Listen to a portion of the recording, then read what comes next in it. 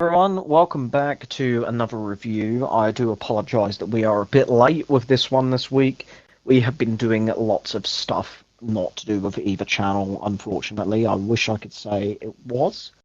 I've mainly been at work or we've been doing other stuff, but here we are, continuing the theme of the spooky season with what we do in the shadows. But before we get into that, I'm your host, Purple Midnight 8, joined as ever by the Obsidian Nook. It's Morgan. Is there going to be a day where you trick everyone and just be like, "Oh, it's Morgan," and then you're like, "Nah." The only way I'm going to be able to get Morgan back is by doing a film that he absolutely loves without him. When you said to do the Rocky Horror Show, I was thinking of doing that, but that means so much to the two of us. I feel like we could get him back for that if he ever does want to do it again. I don't know why he's not asked "Oh, can I come back?" I don't know. Doesn't matter. But I am here with the Obsidian Nook, or my wife, Amelia, who you heard very briefly there. But why don't you say hello? Hello. Hello. It's not Halloween yet. We need to plan a Halloween special. It's for October. We are in October, so it's. It's Halloween season. It's spooky season. I don't know why we're saying that like this is our first review this month. We have done a couple of other spooky films. We've only done the one because it's only the 11th as of recording. Because obviously we did Halloween for You last week, and then the Evil Dead before. But continuing spooky season, I'm keeping up my promise of not doing a sequel while Amelia is flicking through Halloween and Scream, depending on if she gets bored of them or not. Because it is going to get very repetitive, but here we are. As I say, I'm keeping my promise. I thought, before I picked this film, I was thinking maybe I shouldn't just do a regular run-of-the-mill horror film where it's just that we didn't have Netflix. You didn't have Netflix also removed the whole hour of me checking what film I want to do out of my collection. But also, I didn't want a film where we were just going to be watching people die, like Halloween and Scream. I thought, I don't have any horror comedies in my collection, and then I remembered that I recently bought this on DVD, and I was like, I'm doing that. Straight away, about 5 minutes of deciding, I was like, I need something funny to break up all the mass murders we are covering on this channel. And it's still Halloween. It's still a spooky film, it's a horror comedy mockumentary thing, whatever you want to call it. Which you were very confused at the idea of when you were like, why are they taking this so deadly seriously despite it being so silly? But I was like, obviously it's a documentary style, it's a fake documentary, is a good way of putting it. Similar to that of the styles of The Office and Parks and Recreation, that sort of it's like a reality show, but it's fake. Well, that's just a reality show anyway, but doesn't matter. So yeah, we are covering What We Do in the Shadows, of course. Not the TV series as much as I'd love to, or the short film that was also called What We Do in the Shadows that came out before this. The 2014 film, written and directed by Taika Waititi and Jermaine Clement, who are also two of our main cast. Can't believe it's taken 50 movies for us to finally cover a Taika Waititi film, even though all of his films are so bizarre. We're going to ignore the whole, For Love and Thunder. But it doesn't matter. Obviously, we watched Jojo Rabbit not too long ago. I've heard good things about Hunt for the Window. I think he might have been in the Free Guy.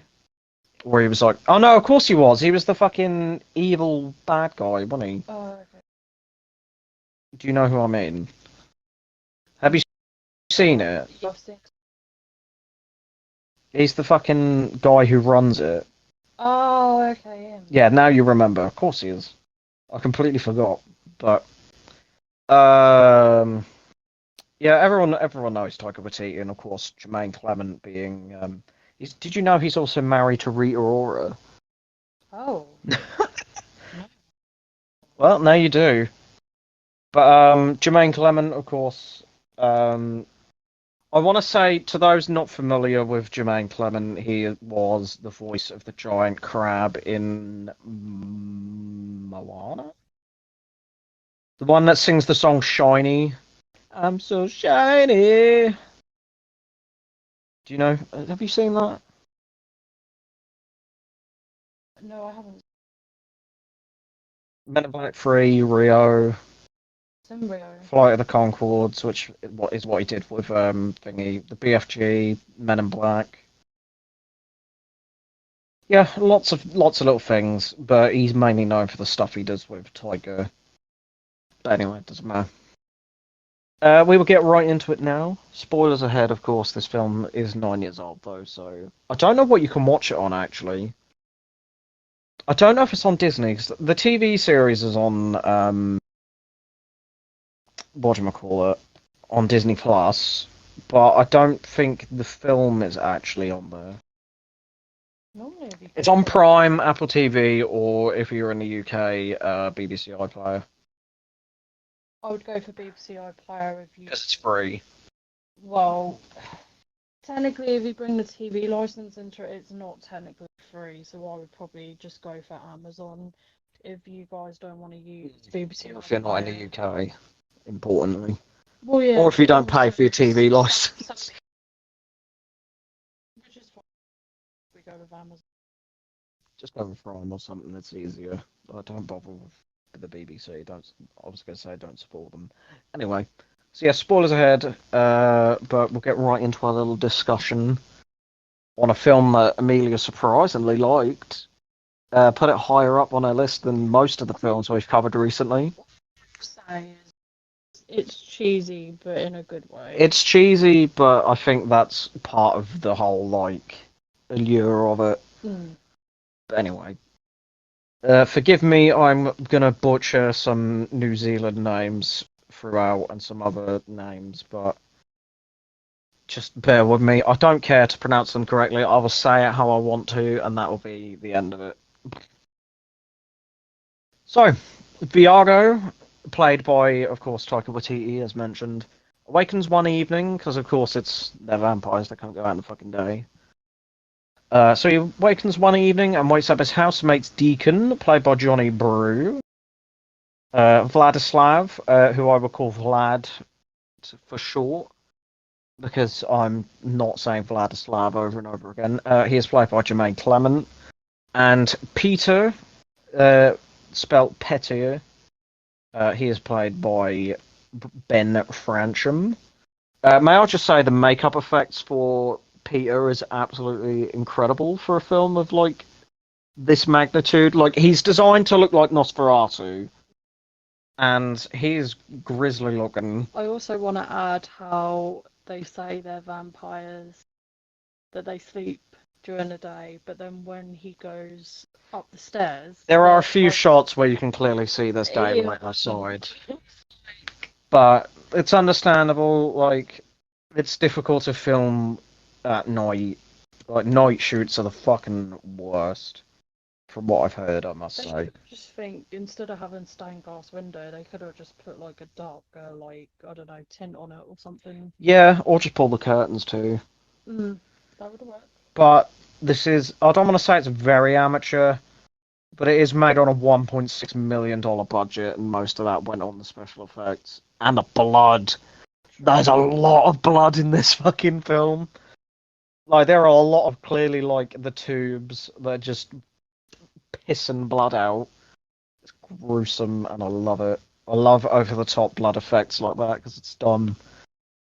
But yeah, Peter is the makeup effects for Peter is phenomenal for a film that only had like a $1.5 million budget.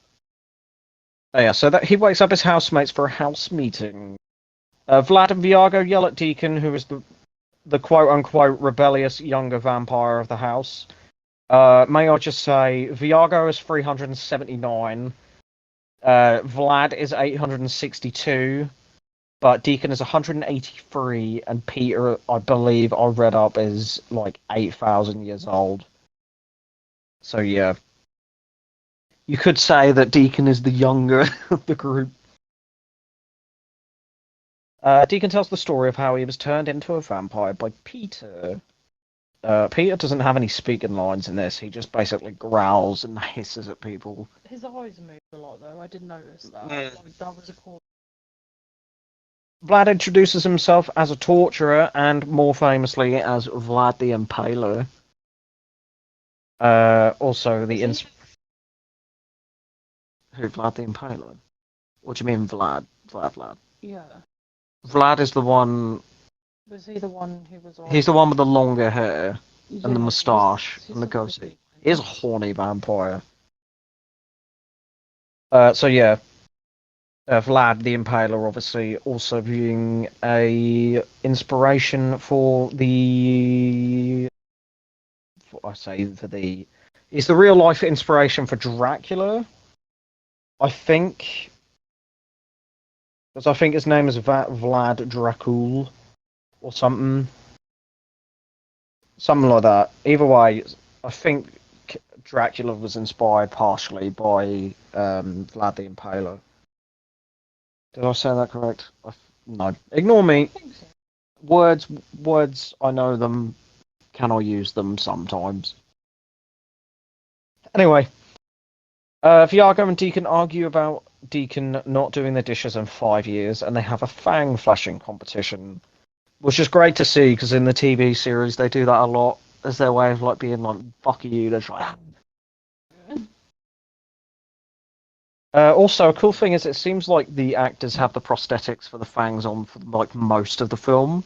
Mm. Like, because every shot, even if it's not like a close up, you can see they've still got the fangs on. But whereas most films would just be like, oh, it's not close up, so we'll save the budget and not I give you like them. the fact that they went out on the details. Like, Because it's a mockumentary, it does still seem very amateur. Like, there's a, like, the quality of the camera's a bit shit. I just noticed sometimes they couldn't look at his face. There were times where they did slip a little bit. It's a very silly thing, and when you got these two writing it, it's difficult not to like have moments of laughter.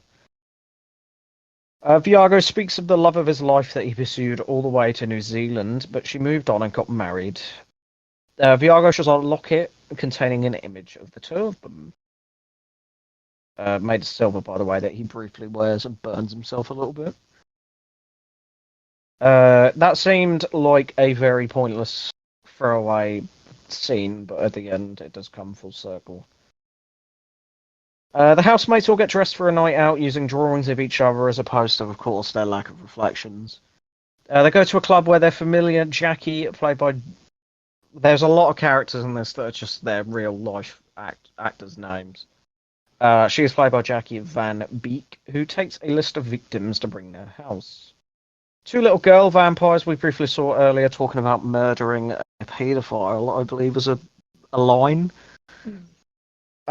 Ambush and murder a man in an alleyway, while Viago talks with a victim of his own, who he kills, spilling blood everywhere. As mentioned, it's one of them hose pipes filled with blood that just blood out is brutal. It's disgusting, but them kind of effects where it's clearly like someone or like a machine blowing blood. Oh, so stupid, but I love it.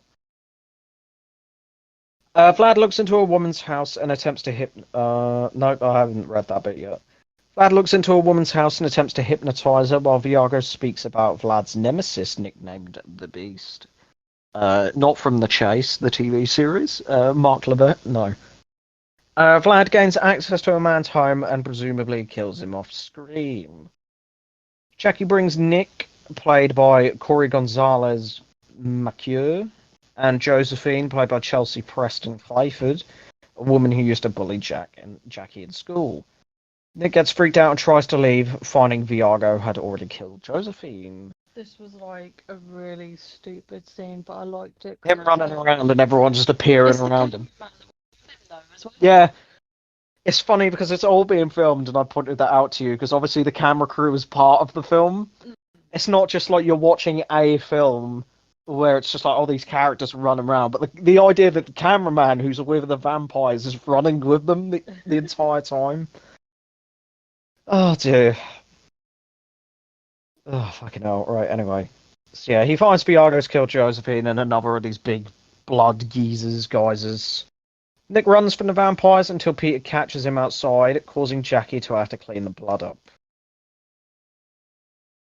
I forgot what I was going to say. Yeah, there's a lot of weird shots while he's being chased around. Like, Vlad turns himself into a cat. I don't know if you saw that had his face on it. Yeah, I saw that. Yeah, His really. yeah, which is a callback to a line Viago said when introducing Vlad about him being able to shapeshift but can't get the faces right. Mm. And obviously it's just a cat with his face on it. And then he appears in his backpack, I think, doesn't he? Yeah, because I said Like his his hand just how comes did out. he fit in there? Yeah, it's bizarre, but it's funny. Uh, da- da- da- da- so 2 months later, Deacon is performing a weird dance when a now undead Nick appears at the window. So yeah, he's been turned into a vampire. I guess you can call him dead, because technically they are undead, so they have died but can come back. Mm. So technically he was killed? Question mark. I don't know. We're not dead meat. We don't count the kills. We just review the films and say which ones are our favorite, while also pointing out each one. So Nick gives the story of the process of how he slowly turned into a vampire after he was attacked.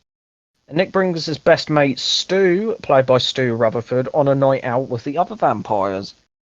As I said to you, because I read it up on the wiki or on Wikipedia, Stu was literally playing himself essentially.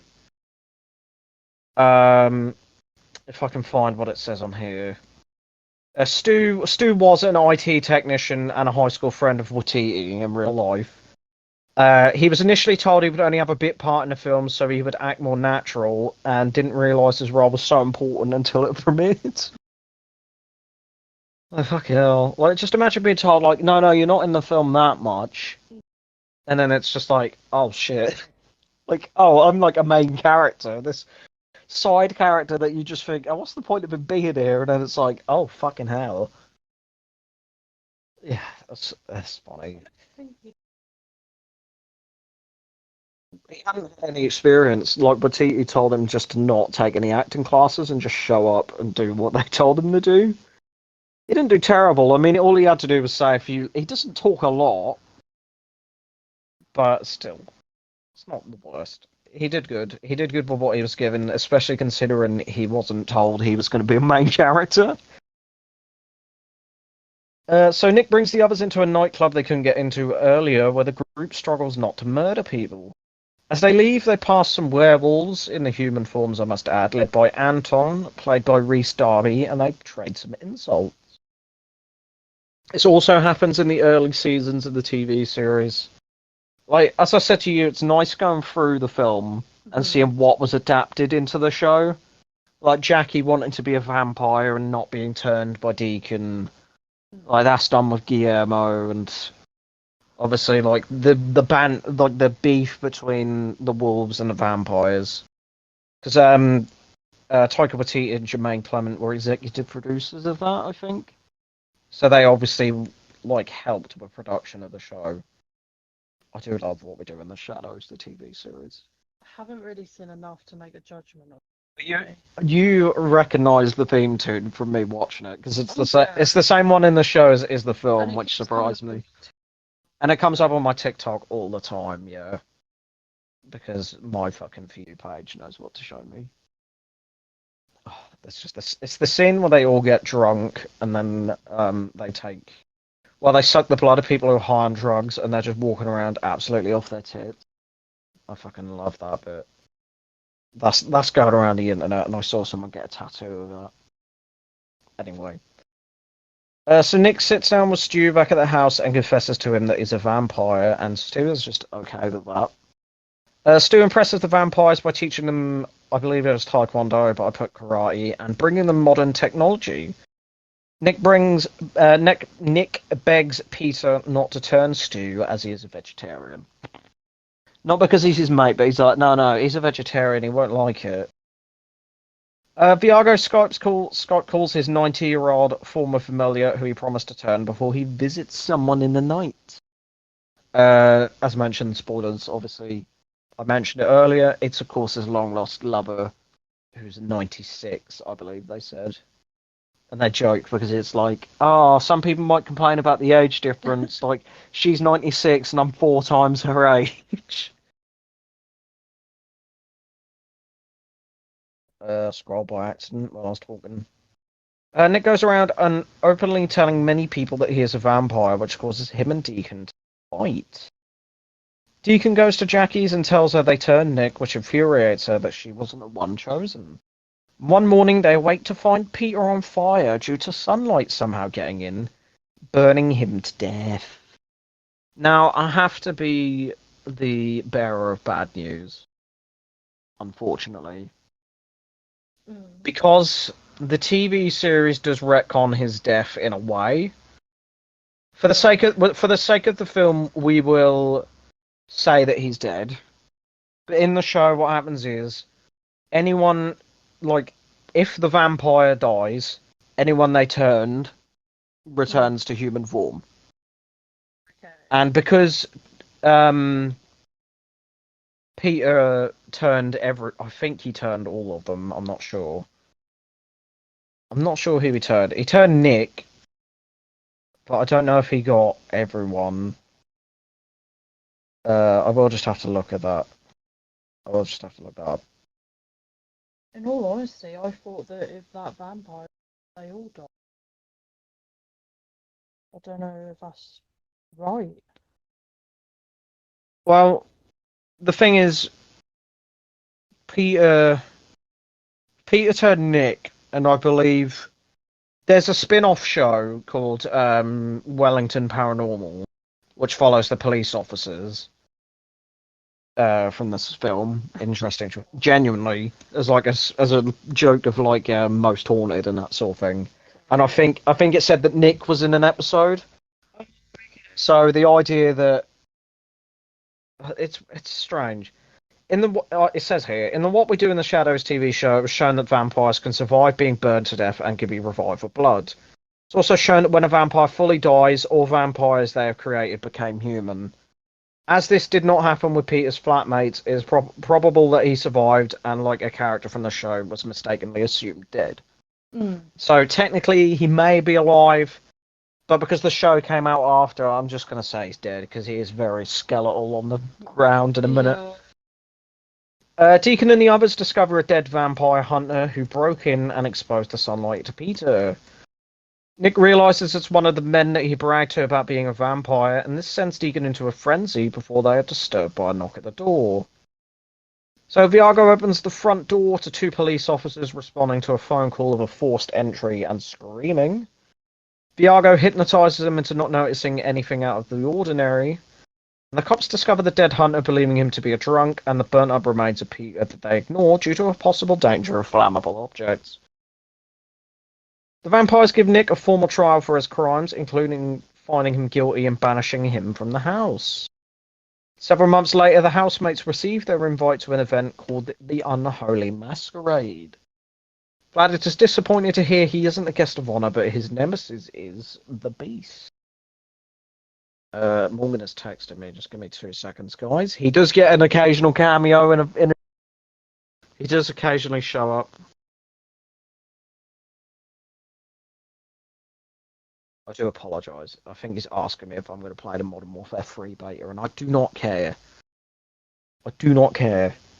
It's the same game every year. I think I've actually grown out of it, hence why there's like no more gameplay on the channel.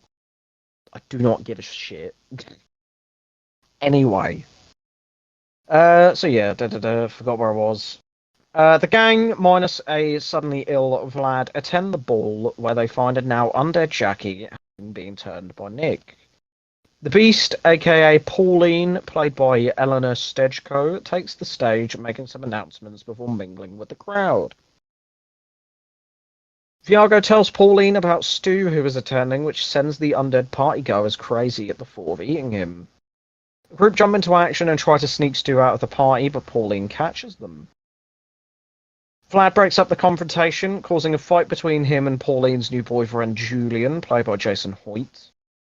Julian is suddenly impaled through the back by Stu, giving the group the opportunity to escape. Now, I'm going to have to do this a lot. Julian, as far as I could tell, didn't die. He was moving for a bit. But the wiki is saying he's dead, so, we'll take it as he's dead, because I don't care enough. It's not our job to count kills and confirm who's dead or not, so if the wiki says he's dead, he's dead. Don't care. So yeah, Julian is suddenly impaled through the back by Stu, giving the group the opportunity to escape. As they walk away, they interrupt Anton's werewolves who are preparing for their transformation night. The full moon suddenly appears before they can chain themselves up and causes the werewolves to turn, and the group runs for it, with a cameraman being killed and torn in half. Stu is violently attacked and disemboweled by the wolves as well. Deacon and Nick sit down and have a heart-to-heart about Stu's death in quotation marks, and the cops from earlier discover the mauled remains of Stu, believing he was attacked by a pack of dogs. And they insinuate that they're going to go put some random border collie down that they just found. The gang, especially Deacon, grieve over Stu's death, with him almost sleeping with the curtains open. Nick returns to the house the next night, bringing with him a heavily scarred Stu alongside Anton's wolves. Ooh. Stu recalls waking up suddenly healed from his wounds, where he was found by Anton's wolves, now being a werewolf. Both groups make peace with one another, and Viago also turns his former lover and gets with her again. Over the credits, we see Jackie using her husband as a familiar, and at a post-credits scene, which we didn't see because I accidentally skipped it. But the wiki says it. Deacon tries to hypnotize the audience into forgetting the film, and it ends. So, it's time to say the line, Bart, as per se. What do you think? What do you think? What are your thoughts, babe? I mean, I didn't hate it. The effects were quite good. I mean, there was really cheesy things to laugh at. And, yeah, I quite enjoyed it. Would you say it was your cup of tea? Yeah. Then the acting was kind of good. And obviously we have it on DVDs. Well, you have it on DVD. I have it. Well, we have it on DVD. So yeah, those were her thoughts. Is there anything else you want to add? Any particular highlights? Any particular scene you found? Yeah. Oh fuck! I just dropped the telly remote on the ground. The cameraman going with him. Yeah, just the idea of the cameraman running after him is funny. We'll do the best kill, worst kill real quick before I forget. I won't forget because it's part of the show. The best kill we didn't agree on, but we did agree on the worst kill. So my best kill goes to the cameraman that was ripped in half. The ripping is not on screen, but his mutilated corpse flies back on, which is disgusting because you literally see his insides. And Emilio chose Peter, obviously, if he did die, but because I'm not going to take the TV show as a definitive answer, I'm just going to pretend the TV show didn't happen. Not in a horrible way. I'm just saying, Peter is dead as far as the film is concerned, so doesn't matter. Whether he is or isn't dead, doesn't matter. He's best kill. Worst kill, you initially didn't agree with me on, but we chose the man who was hypnotized and killed by Vlad off screen when he gave him access to his house. So that's fair. Do you think that's fair? Yeah. An off-screen kill is never fun, even if it is for budget reasons or whatever. But that'll do. So yeah, of course, this film is very influential when it comes to mockumentary style things, and I don't want to say found footage because it's not really found footage, like things like Blair Witch Project, Paranormal Activity, that sort of thing. But it's funny having a vampire thing that's not just a straight horror. Especially after Twilight and all that. God, we're never covering Twilight. That shit can fuck off. Oh, I forgot to tell you, that was my favourite Oh, We can do it if you want. no. Yeah, exactly. Anyway, so thank you for listening to our ramblings once more. Apologies again that it is late, but I do not care. I usually quite like to keep things on time. However, shit just got in the way, and we're recording it now. So yeah, thank you so much for listening to our ramblings. It's Amelia's turn in a couple of days. It's probably stream free, which I'm not looking forward to. She may change her mind. I don't know. We'll see when it comes to recording. However, I've been your host, Purple Midnight 8, joined as ever by the Obsidian Nook, Pale SMR, Amelia, whatever. Yeah, we'll see you in the next one. I don't know what else to say, if I'm completely honest. Amelia says peace out, so that'll do. Peace out.